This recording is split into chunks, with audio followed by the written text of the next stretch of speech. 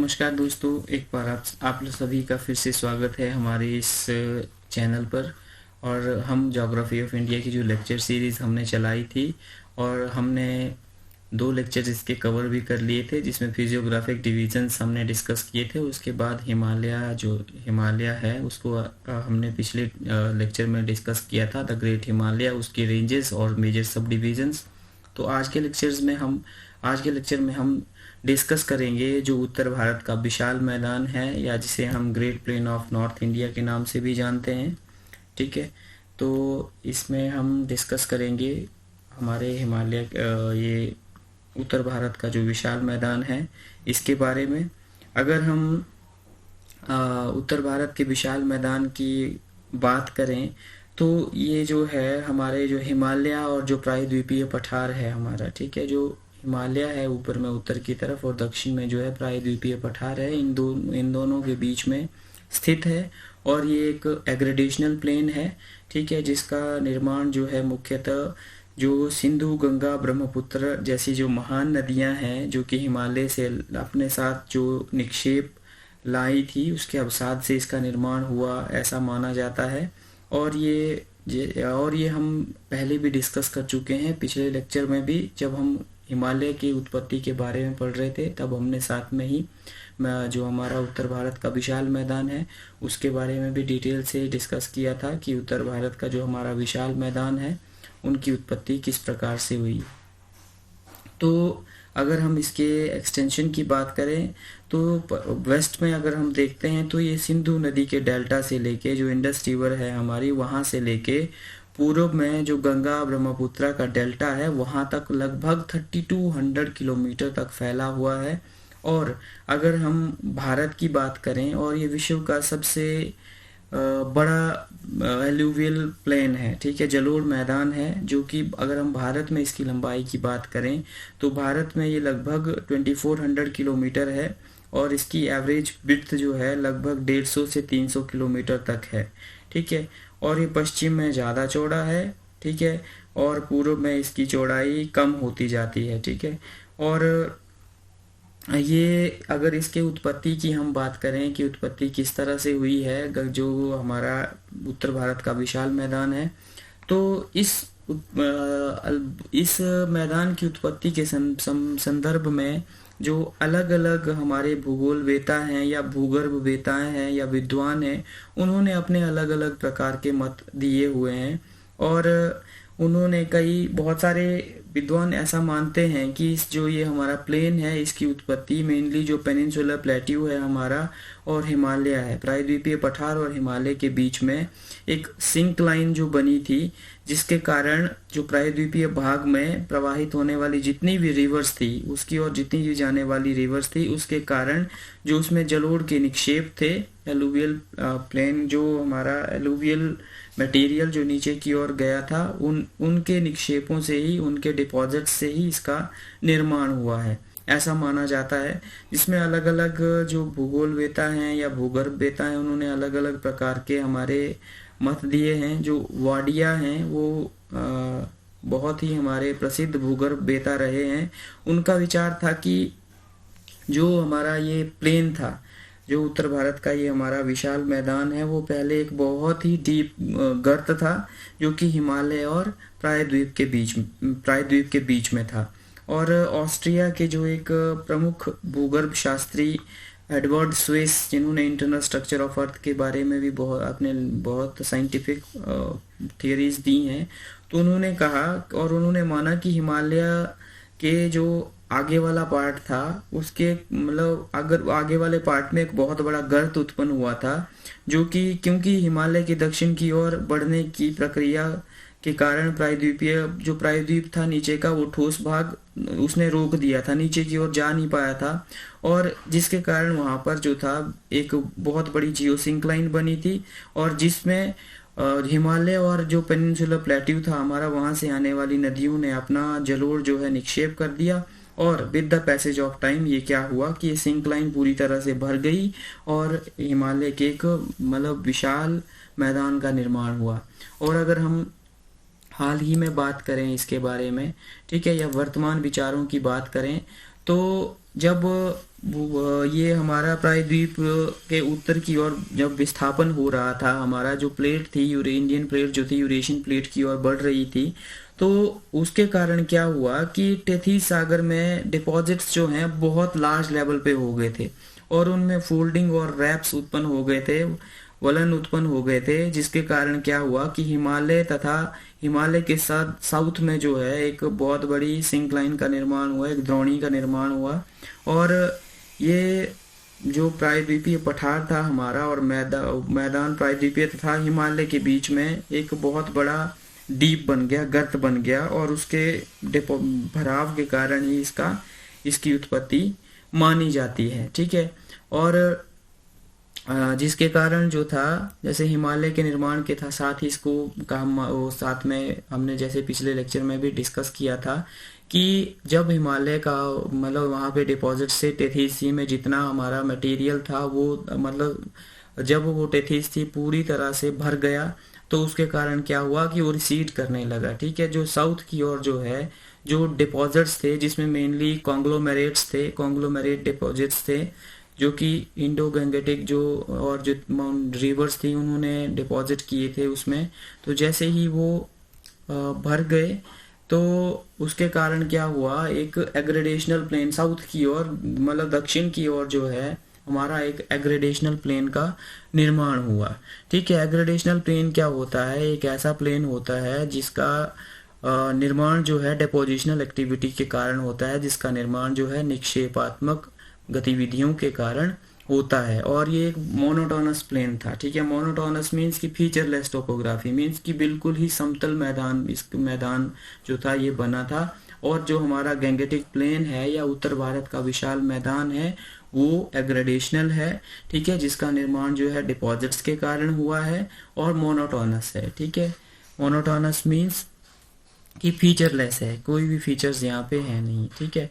और अगर हम जियोमॉर्फोलॉजी की बात करें या फीचर्स की बात करें हमारे इंडो गैंगेटिक प्लेन का, तो ये सबसे लार्जेस्ट है एज वी ऑलरेडी डिस्कस्ड कि ये सबसे बड़ा हमारा एलुवियल ट्रैक्ट है और लगभग 3200 किलोमीटर इसकी पूरी लंबाई है। और अगर भारत में बात करें तो भारत में ये 2400 किलोमीटर है।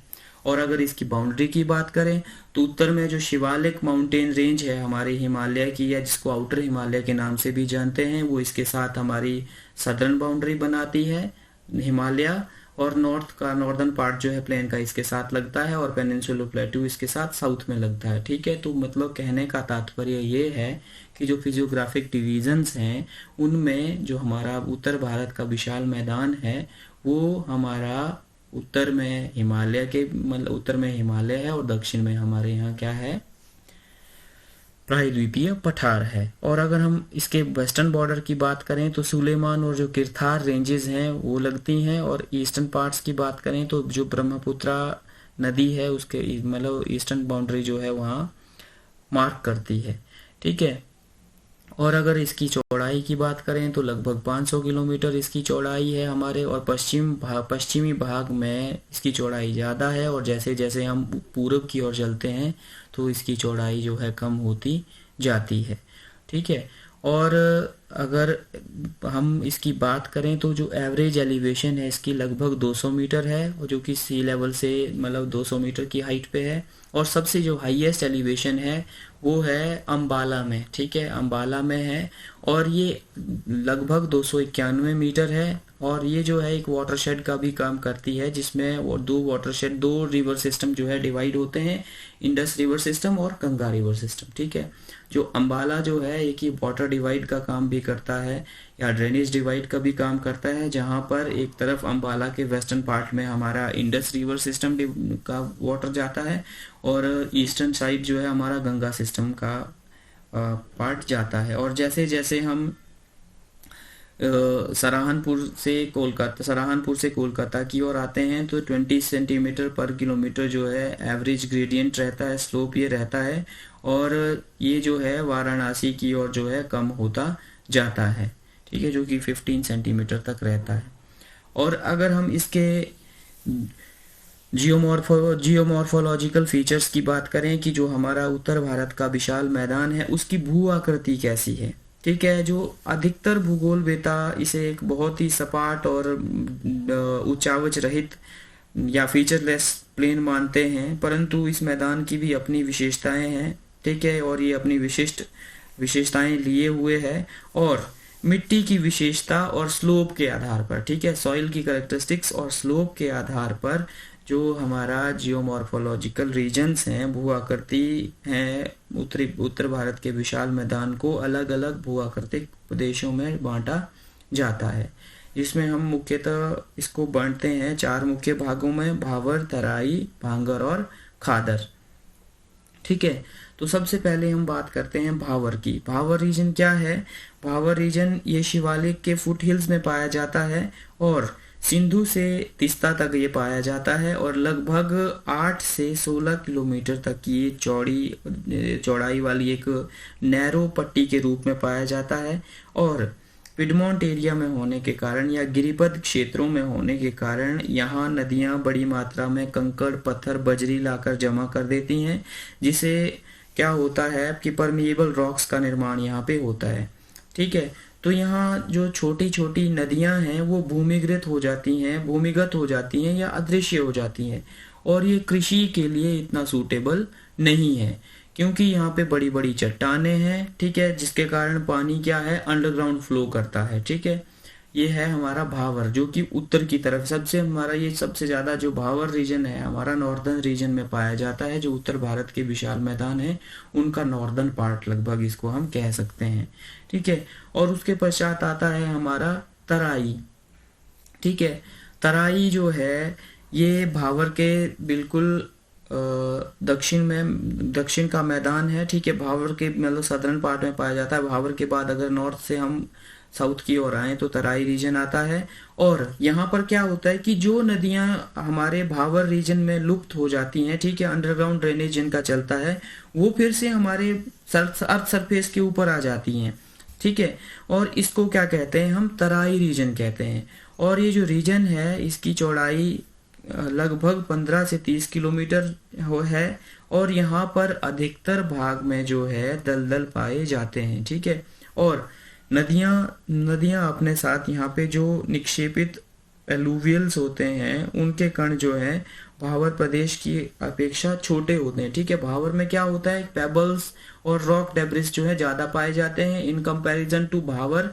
जो तराई रीजन है हमारा, तराई रीजन में मेनली हमारे क्या पाया जाता है कि यहाँ पे जो कंकड़, पत्थर और रेत है वो चिकनी होते हैं, चिकनी मिट्टी होती है, और यहाँ पर दलदल और अधिक नमी के कारण घने वन पाए जाते हैं, और विभिन्न प्रकार के प्राणी भी यहाँ पाए जाते हैं।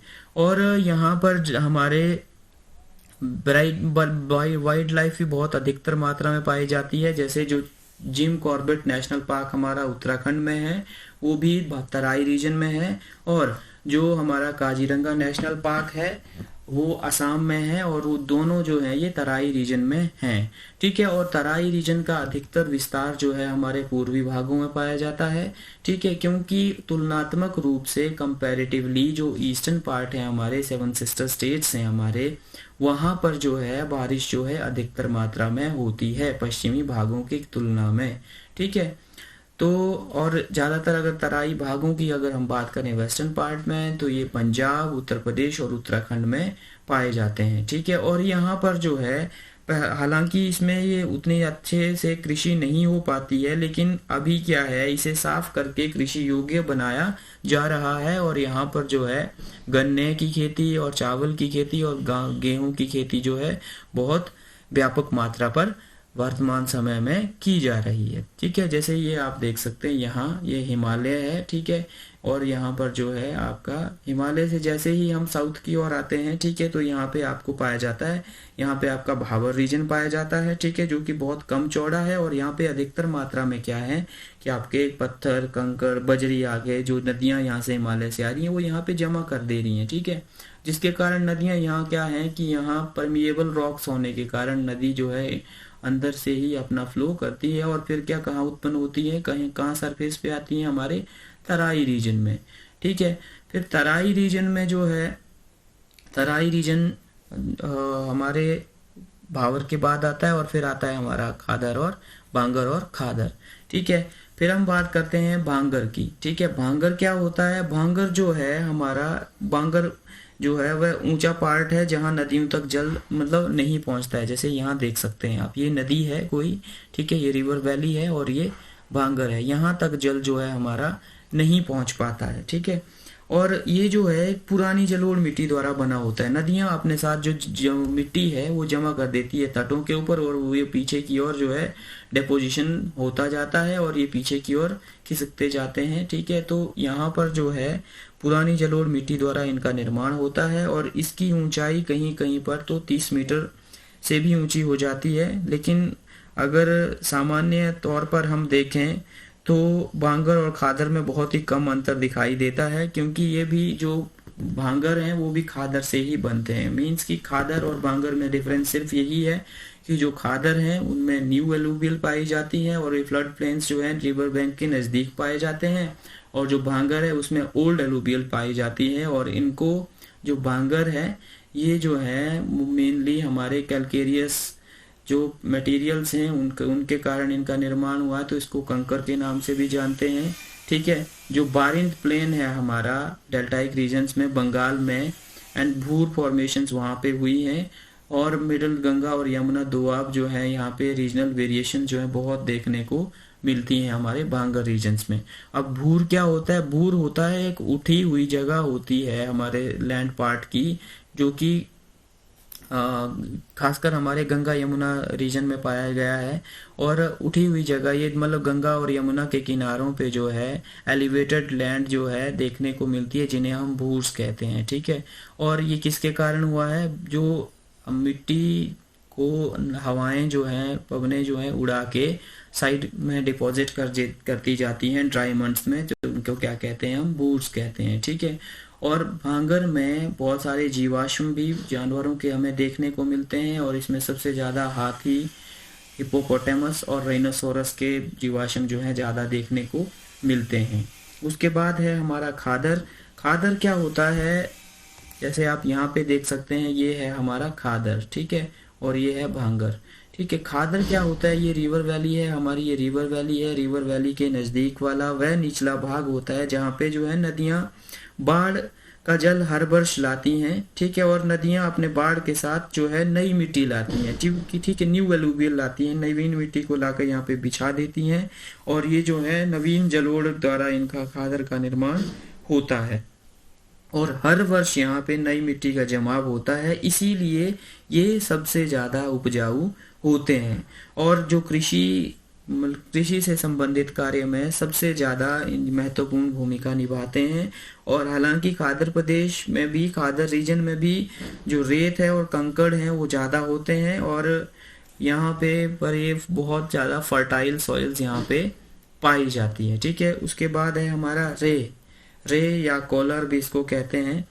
तो रे जो है, रे और कोलर वे प्रदेश होते हैं जहाँ पे हमारा मतलब जिन भागों में बहुत ज़्यादा सिंचाई की जाती है, और ये भी भांगर प्रदेश होते हैं जहाँ पे बहुत ज़्यादा सिंचाई की जाती है, और इस सिंचाई के कारण कहीं कहीं पर भूमि में नमकीन और सफ़ेद परत जो है बिछ जाती है, जिसे रे या कलर के नाम से हम जानते हैं। और ये सबसे ज़्यादा हमारे उत्तर प्रदेश और हरियाणा के ड्राई एरियाज़ में पाई जाती है। ठीक है, तो ये टोपोग्राफी इस तरह की हमारे रहती है। ये भावर है, तराई है, भांगर है और खादर है। ठीक है, ये चार हमारे जियोमॉर्फिक रीजन्स जो हैं या जियोमॉर्फिक लैंडफॉर्म्स जो हैं, हमारे भू आकृतियाँ जो हैं उत्तर भारत के विशाल मैदान में देखने को मिलती हैं। सबसे उत्तर की ओर है हमारा भावर, फिर है तराई, फिर है भांगर और फिर है खादर। BTBK। जैसे सपोज इसको याद करने के लिए मैं आपको, सपोज हम क्लास में पढ़ रहे हैं तो ज़्यादातर स्टूडेंट्स जो हैं मतलब सेम डे अगर क्वेश्चंस पूछा जाए तो अगले दिन जैसे क्वेश्चन याद करने को दिया जाते हैं, या आपसे जो कंसेप्ट पिछले दिन का पूछा जाता है तो उसमें ज़्यादातर याद नहीं रख पाते हैं। ठीक है, या पढ़ते नहीं हैं, तो सपोज टीचर उनसे पूछता है कि हम मतलब जब उनसे पूछता है तो कुछ नहीं बोल पाते हैं। जब रीज़न पूछता है तो टीचर पूछता है कि बोलो तुम भूले क्यों, बोलो तुम भूले क्यों। कोई क्वेश्चन जो पिछला डिस्कस किया था कि जो पिछले दिन सपोज हम क्लास में डिस्कस कर रहे थे उत्तर भारत के विशाल मैदानों के बारे में, ठीक है। उत्तर भारत के जो विशाल मैदान है उसकी उत्पत्ति के बारे में, उसके रीजनल डिवीजन्स के बारे में। तो बच्चा कुछ नहीं बोल पाता है, तो टीचर बोलता है बोलो तुम भूले क्यों। तो आपने फर्स्ट लेटर जो है इसका याद रखना है, बोलो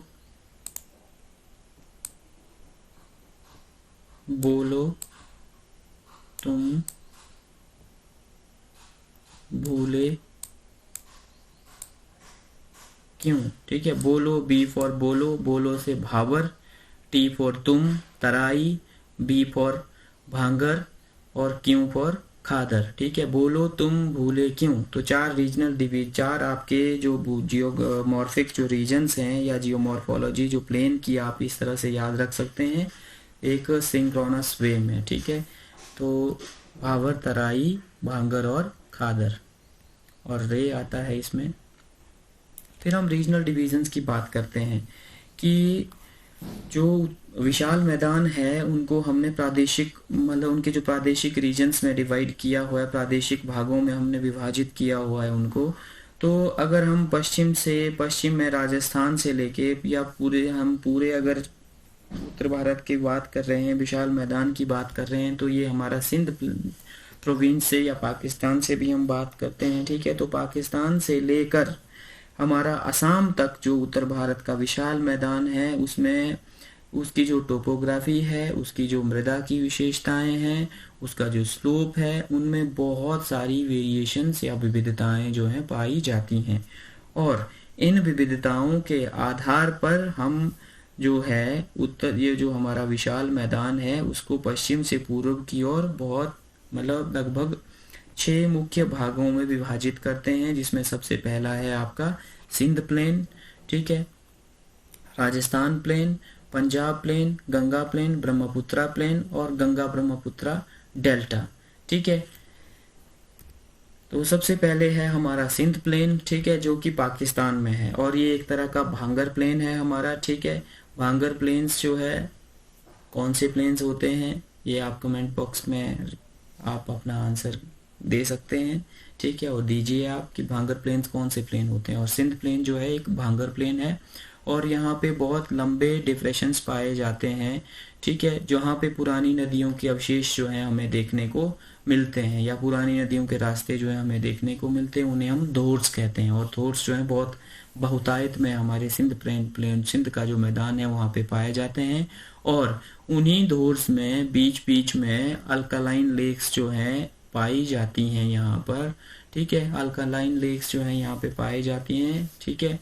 तो उनको हम ढांड कहते हैं, ठीक है, ढांड, ठीक है। ढांड और धोर्स जो है वो जो हमारा सिंध का मैदान है उसकी विशेषता है, ठीक है। उसके बाद बात करते हैं हम राजस्थान के प्लेन की, ठीक है। तो राजस्थान जो है उत्तरी भारत का जो विशाल मैदान है उसके पश्चिमी भाग में पाया जाता है, ठीक है। और इसका निकटवर्ती कौन सा प्लेन है, वेस्ट में पाकिस्तान का प्लेन है, ठीक है। और लगभग 650 किलोमीटर ये लंबा है और लगभग 200 से 300 किलोमीटर चौड़ा है, ठीक है। इसका कुल क्षेत्रफल लगभग 2 लाख वर्ग किलोमीटर है, ठीक है। और इसमें 2/3 भाग जो है अरावली की पहाड़ियों के पश्चिम में राजस्थान प्लेन है और शेष 1/3 भाग जो है राजस्थान के पड़ोसी राज्य जैसे हरियाणा, पंजाब और गुजरात में है ये, ठीक है। और इसको जो है जो वेस्टर्न पार्ट है इसका विशाल मैदान जो है वहाँ पे अंडुलेटिंग प्लेन है यहाँ पे, और समुद्र तल से ऊंचाई लगभग 325 मीटर के आसपास है। और यहाँ पर जो है भारत पाक सीमा जो है और सिंधु घाटी और कच्छ का रण जो है, रण की ओर घटकर ये ऊंचाई जो है 150 मीटर रह जाती है। और इस भाग को मुख्यतः हम जो वेस्टर्न पार्ट है इसको हम मरुस्थली के नाम से भी जानते हैं, ठीक है। जो ये वेस्टर्न पार्ट है हमारा इसको हम मरुस्थली के नाम से भी जानते हैं। और जो ईस्टर्न पार्ट की अगर हम बात करें मरुस्थली का जो पूर्वी भाग पाया जाता है तो वहाँ पे क्या है रॉकी ज़्यादा है, वो उसमें चट्टानें जो है अधिक मात्रा में पाई जाती हैं, ठीक है। और ये प्लेन जो है अंडुलेटिंग है, ठीक है, कई जगह जो है 325 है, लेकिन जैसे जैसे हम साउथ वेस्ट की तरफ जाते हैं तो इसकी ऊंचाई जो है कम होती चली जाती है और ये लगभग 150 मीटर तक रह जाती है। और अगर हम थार डेजर्ट की बात करें अरावली रेंज तक, तो ये जो है सेमी एरिड प्लेन है जिसको राजस्थान बांगर के नाम से भी जाना जाता है। ठीक है, और यहाँ पे जो है बहुत ही सीजनल स्ट्रीम्स जो है पाई जाती हैं, मतलब छोटी छोटी नदियाँ पाई जाती हैं। ठीक है, जहाँ पर यहाँ ये जो है यहाँ जो है मतलब सिर्फ मानसून के टाइम या रेनी सीजन में ही नदियाँ जो है देखने को मिलती हैं, और ड्राई टाइम में या विंटर्स में ये नदियाँ जो हैं सूख जाती हैं। और यहाँ की जो प्रमुख रिवर है वो है लूनी रिवर। ठीक है, लूनी रिवर जो है एक सीजनल स्ट्रीम है। ठीक है, जो कि रन ऑफ कच्छ में बहती है। ठीक है, और जो लूनी जहाँ पर बहती है उस ट्रैक को हम थली या सैंडी प्लेन के नाम से जानते हैं। ठीक है, अगर जियोलॉजिकली कई बार बहुत सारी इसमें विचारों में मतभेद देखने को मिलता है कि जो हमारा राजस्थान प्लेन है उसका निर्माण कैसे हुआ है। तो जियोलॉजिकली अगर हम देखें तो ये जो है एक हमारे जो प्रायद्वीपीय पठार है साउथ में उसका ही एक पार्ट था। ठीक है, और हालांकि ये जिसका सरफेस जो है वो ग्रेडेशनल प्लेन की तरह दिखता है, तो कई बार इसे हम ग्रेडेशनल प्लेन भी या हमारे प्लेन में सम्मिलित करते हैं। अगर यहाँ पे लेक्स की बात करें तो लूनी के उत्तर की ओर जब हम देखते हैं तो वहाँ पे बहुत सारी सैलाइन लेक्स पाई जाती हैं। ठीक है, जहाँ पे नमक जो है बहुतायत मात्रा में पाया जाता है, जिसमें सांबर है, डिडवाना है, डेगाना है या कचमन है। ठीक है, यहाँ पे बहुत इंपॉर्टेंट लेक्स हैं। ठीक है, और सांबर लेक जो है जयपुर के नज़दीक जो है वो जयपुर के पश्चिम में लगभग 65 किलोमीटर की दूरी पर स्थित है, और ये झील लगभग 30 किलोमीटर लंबी है और लगभग 3 से 8 किलोमीटर चौड़ी है। और अगर रेनफॉल की बात करें तो रेनी सीजन में क्या है कि इसका एरिया लगभग 225 मतलब स्क्वायर किलोमीटर तक हो जाता है, लेकिन ड्राई सीजन में क्या होता है, विंटर्स में इसका एरिया जो है कम होता जाता है, और ये नमक के लिए बहुत प्रसिद्ध है हमारे पूरे भारत में। उसके बाद अगर हम बात करते हैं पंजाब या पंजाब हरियाणा प्लेन की, तो राजस्थान के मरुस्थलीय भाग से हम पूर्व या नॉर्थ ईस्ट की ओर देखें तो यहाँ पे हमारा पंजाब और हरियाणा का बहुत इम्पोर्टेंट प्लेन जो है वो पाया जाता है। और पंजाब जिसे कि हम लैंड ऑफ 5 रिवर्स या 5 वाटर के नाम से भी जानते हैं, जिसे झेलम, चिनाब, रावी, सतलुज और ब्यास। ठीक है, ये 5 नदियां पंजाब में बहती हैं। हालांकि वर्तमान समय में जो झेलम नदी है वो पंजाब में हमारे, क्योंकि डिवाइडेड इंडिया में ये 5 नदियां जो पंजाब हमारा पाकिस्तान का भी पार्ट पंजाब में सम्मिलित था, तो उस समय जो है पुरातन काल में ही इस पंजाब को इन 5 नदियों के द्वारा या इन 5 नदियों के द्वारा सिंचित किए जाने वाले क्षेत्र के नाम पे ही इसको पंजाब का नाम दिया गया था। ठीक है, लेकिन वर्तमान समय में जो झेलम है वो पाकिस्तान में बहती है, जम्मू कश्मीर से पाकिस्तान में एंटर कर जाती है। ठीक है, तो अभी हमारे जो इंडिया में चिनाब, रावी, सतलुज और ब्यास हैं वही हमारे वाले पंजाब में बहती हैं। और पंजाब का जो टोटल एरिया है वो लगभग 1.75 लाख स्क्वायर किलोमीटर है, और एवरेज एलिवेशन लगभग 250 मीटर है। ठीक है, और ईस्टर्न पार्ट जो है इसका पंजाब हरियाणा प्लेन का दिल्ली अरावली रिज के साथ बनता है। ठीक है, और जो उत्तरी भाग है वो शिवालिक जो नदियां हैं, शिवालिक जो रेंज है उसके साथ बनता है, और यहाँ पर बहुत सारी छोटी छोटी स्ट्रीम्स जो हैं पाई जाती हैं। ठीक है, जिसके कारण यहाँ पे चोज, जिनको हम चोज के नाम से जानते हैं, चोज क्या होती हैं कि ये छोटी छोटी नदियां होती हैं जो कि बहुत व्यापक स्तर पर यहाँ पे जो है अपर्दन के लिए रिस्पॉन्सिबल हैं।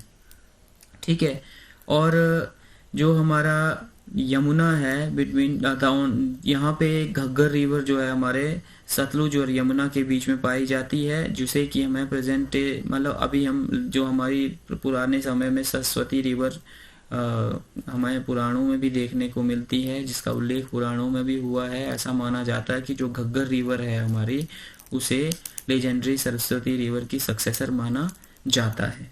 ठीक है, तो उसके पश्चात है हमारा गंगा का प्लेन, और ये भारत का जो उत्तरी मैदान है उसका सबसे बड़ा भाग है, जो कि दिल्ली से लेकर कोलकाता तक फैला हुआ है, और उत्तर प्रदेश, बिहार, वेस्ट बंगाल और इनमें जो है ये ज़्यादातर पाया जाता है। और इसका एरिया जो है टोटल 3.75 लाख स्क्वायर किलोमीटर है। गंगा यहाँ की सबसे बड़ी नदी है और इसी के नाम पे इसका नाम जो है गंगा का मैदान रखा गया है। ठीक है, गंगा तथा हिमालय से निकलने वाली इसकी बहुत सारी सहायक नदियां, जैसे सबसे बड़ी जो सहायक नदी है यमुना है, गोमती है, घाघरा है, गंडक है, कोसी है, यहाँ क्या करती हैं कि बहुत मात्रा में हिमालय से जो है जलोढ़ लाकर यहाँ पे बिछा देती हैं, जिससे क्या होता है हमारे इस प्लेन का निर्माण होता है। और जो पेनिनसुलर रिवर्स हैं जैसे चंबल है, बेतवा है, केन है, सोन है, ये भी गंगा की सहायक नदियां हैं। इन्होंने भी इस मैदान के निर्माण में अपना बहुत ही महत्वपूर्ण योगदान जो है दिया है। ठीक है, और अगर इसके स्लोप की बात करें तो इसका स्लोप जो है पूर्व और साउथ ईस्ट और साउथ ईस्ट की तरफ है। ठीक है, और अगर हम इसके बहुत और यहाँ पे नदियाँ जो हैं अपने साथ हम बहुत सारे मतलब फीचर्स का भी निर्माण करती हैं, जैसे लेविस है, ब्लब्स हैं, ऑक्सबो लेक्स हैं, मार्शेस हैं, रेवाइंस हैं। ये फ्लूवियल लैंडफॉर्म्स का निर्माण जो है यहाँ पे होता है। ठीक है, तो हम क्या है जो और बहुत सारी नदियां जो हैं यहाँ पे अपना रास्ता जो है बदल देती हैं। ठीक है, और जिसके कारण बहुत ही फ्रीक्वेंट फ्लड्स जो है क्योंकि यहाँ पे बहुत फ्रीक्वेंट फ्लड्स जो है रेनी सीजन में देखने को मिलते हैं। और इसी संदर्भ में जो कोसी नदी है वो भी बहुत ही नोटोरियस है इस मैनर में। ठीक है, और इसीलिए क्योंकि ये अपना रास्ता जो है वो बदलती रहती है, जिसके कारण यहाँ पे इसका नदी के कारण बिहार में बहुत बाढ़ आती रहती है। ठीक है, जिसके कारण कोसी को बिहार का शोक या सौरो ऑफ बिहार के नाम से भी जाना जाता है। और अगर गंगा प्लेन की बात करें तो भौगोलिक परिस्थितियों के अनुसार गंगा प्लेन को कई सारे भागों में भी विभाजित किया जाता है। रोहिलखंड प्लेन है, अवध प्लेन है, मिथिला प्लेन है या मगध प्लेन है, या इसको मुख्यतः गंगा के रिवर के आधार पर ही इसको 3 भागों में भी विभाजित किया जाता है, जैसे ऊपरी गंगा का मैदान है या मध्य गंगा का मैदान है या निम्न गंगा का मैदान है। ठीक है, upper Ganga plain, middle Ganga plain और लोअर गंगा प्लेन। ठीक है, तो इसमें भी डिवाइड हम करते हैं। इसके बाद आती है हमारा ब्रह्मपुत्रा का मैदान। ठीक है, या ब्रह्मपुत्रा प्लेन। ठीक है, इसको हम ब्रह्मपुत्रा वैली और असम प्लेन के नाम से भी जानते हैं, क्योंकि जो अधिकतर ब्रह्मपुत्रा प्लेन है हमारा वो असम में है, इसीलिए इसको असम का मैदान के नाम से भी जानते हैं। और ये 3 ओर से पर्वत और पहाड़ियों से घिरा हुआ है, और 3 ओर से पर्वत पहाड़ियों से घिरे होने के कारण जो हिमालय की जो रेंजेस हैं, पीक्स हैं, और पूर्व में जो पटकाई और नागा हैं, हिल्स हैं, यहाँ पे रेंजेस हैं। और साउथ में अगर देखें तो गारो, खासी और जयंतिया की पहाड़ियाँ यहाँ पे स्थित हैं। और अगर वेस्ट में देखें तो बांग्लादेश, ईस्ट पाकिस्तान, पहले इसे नाम दिया जाता था बांग्लादेश को। तो भारत और बांग्लादेश की जो इंटरनेशनल बॉर्डर है तथा गंगा का जो लोअर मैदान है, इसके साथ ये सीमा निर्धारित करते हैं। और ये मैदान बहुत ही लंबा और संकरा है। ठीक है, और पश्चिम में ये धुबरी से लेकर पूर्व में सदिया तक फैला हुआ है।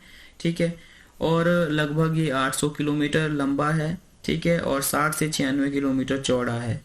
ठीक है, ब्रह्मपुत्रा नदी इस मैदान में सदिया के निकट जो है प्रवेश करती है, और 720 किलोमीटर इस प्लेन में बहने के पश्चात, ब्रह्मपुत्रा में बहने के पश्चात ये धुबरी जो जगह है वहां से मुड़कर बांग्लादेश में प्रवेश करती है। ठीक है, और ये जो प्लेन है हमारा बहुत ही लो हाइट यहाँ पे है, एलिवेशन यहाँ की है, और लगभग ये 130 मीटर यहाँ की हाइट है। और पश्चिम में अगर ये तो पूर्वी भाग में है, ठीक है, अगर पश्चिमी भाग की ओर जाएं तो ये लगभग 30 मीटर ही ऊंचा रह जाता है। ठीक है, और यहाँ पे बहुत सारी ट्रिब्यूटरीज भी पाई जाती हैं ब्रह्मपुत्रा की, जो कि नॉर्थ से आती हैं, जो कि बहुत सारे हमारे एलुवियल फेन्स का निर्माण करती हैं। ठीक है, और ये ट्रिब्यूटरीज जो हैं आगे जाके बहुत सारे चैनल्स में डिवाइड हो जाती हैं, जिसके कारण जो अलग अलग उसमें मिएंडरिंग के कारण यहाँ पे ऑक्सबो लेक और बिल्स का निर्माण होता है। अब बिल क्या होता है कि इसमें जब ढाल जो है, स्लोप जो है कम होने के कारण नदी जो है अपने ऑक्सबो लेक्स बनाते हैं, बिसर्प बनाते हैं, जिसमें जो लो लैंड्स का जो निम्न भूमियों का निर्माण होता है तो उसे हम बिल कहते हैं। ठीक है। और वर्षा ऋतु की अगर हम बात करें तो ब्रह्मपुत्र जो नदी है वो बहुत चौड़ी हो जाती है, जिसके पश्चात यहाँ पे बाढ़ का मैदान बनता है और नदी कई सारे धाराओं में जो है या ब्रेडेड स्ट्रीम्स में डिवाइड हो जाती है, जिसके कारण बहुत नदी द्वीपों का निर्माण होता है। तो माजुली जो है ये बहुत ही सबसे लार्जेस्ट जो रिवर आइलैंड है यहाँ पे पाया जाता है।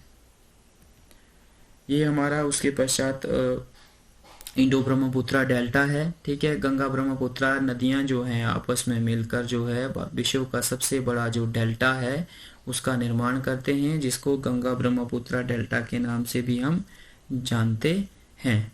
ठीक है। तो अगर हम गंगा ब्रह्मपुत्रा के मैदान के इम्पोर्टेंस की बात करें तो ये बहुत ही हमारे लिए बहुत ज़्यादा इम्पोर्टेंट है, और ये अपनी उपजाऊ जलोढ़ मिट्टी, समतल भूमि और मंद गति से बहती हुई नदियों के कारण और सूटेबल जो एग्रीकल्चर के लिए सूटेबल कंडीशंस हैं उसके लिए बहुत महत्वपूर्ण रूप से माना जाता है। और भारत की लगभग आधी जनसंख्या, लगभग 50% of the total population of India हमारी कहाँ निवास करती है, भारत के 1/4 क्षेत्र पर फैली हुई है, और ये मैदानों में ये हमारे इस मैदान में निवास करती है। और यहाँ पर देश की सबसे ज़्यादा जनसंख्या वाले इलाके हैं, जैसे वेस्ट बंगाल है, हमारा बिहार है, जो कि पूर्णतः कृषि के ऊपर आधारित है। पंजाब ले लो आप, चाहे हरियाणा है, चाहे वेस्टर्न यूपी है, यहाँ पे सबसे ज़्यादा एजुकेशन का डेवलपमेंट हुआ है, जिसके कारण यहाँ पे एग्रीकल्चर भी उतना ही ज़्यादा हुआ है, जिस कारण इस इलाके को या इस एरिया को हम ग्रेनरी ऑफ इंडिया के नाम से भी जानते हैं। अगर हम थार डेजर्ट को छोड़ दें तो सभी जो हमारा मैदान है वहाँ पे रेलवे और रोडवे का बहुत ही एक डेंस जो नेट है या जाल है वो बिछ चुका है, और यहाँ पे अर्बनाइजेशन और इंडस्ट्रियलाइजेशन को बहुत प्रोत्साहन मिल रहा है। और अर्बनाइजेशन और इंडस्ट्रियलाइजेशन के कारण यहाँ पे ट्रेड और कमर्स को भी बहुत ज़्यादा बढ़ावा मिला है, और गंगा और यमुना जैसी पवित्र नदियों के कारण यहाँ पे धार्मिक स्थल बहुत व्यापक स्तर पर विकसित हुए हैं, जहाँ पर करोड़ों की संख्या में हर वर्ष श्रद्धालु अपने यहाँ पे यात्रा करते हैं। और यहाँ पर बुद्ध एवं महावीर जैसे या बुद्धिज्म और जैनिज्म जैसे धर्मों का भी जन्म हुआ है, और भक्ति और सूफी जो परंपरा है उसका विकास भी हमारा नॉर्थ इंडिया का जो ये ग्रेट प्लेन है उसमें ही हुआ है। तो इन मतलब कहने का तात्पर्य यह है, या संक्षेप रूप में अगर हम कहें तो उत्तर भारत का विशाल मैदान भारत के लिए हर दृष्टिकोण से बहुत ही महत्वपूर्ण है। इसे हम भारत की आत्मा भी कह सकते हैं, क्योंकि प्रत्यक्ष एवं अप्रत्यक्ष रूप से हम पूरी तरह से उत्तर भारत का जो विशाल मैदान है उसके ऊपर निर्भर हैं। ठीक है। तो यही आज का लेक्चर हम यहीं समाप्त करते हैं, और अगर आपको ये वीडियो अच्छी लगी हो तो आप जो है इसे ज़्यादा से ज़्यादा शेयर करें, कमेंट करें, लाइक करें, और चैनल पे नए हो तो सब्सक्राइब करें। ठीक है। और इसके पश्चात ये हमारा नेक्स्ट लेक्चर जो ज्योग्राफी ऑफ इंडिया का होगा वो पेनिनसुलर प्लेट्यू के ऊपर होगा, फिर प्रायद्वीपीय जो हमारा कोस्टल प्लेन्स हैं उनके ऊपर होगा, फिर हम आइलैंड्स को डिस्कस करेंगे। ठीक है।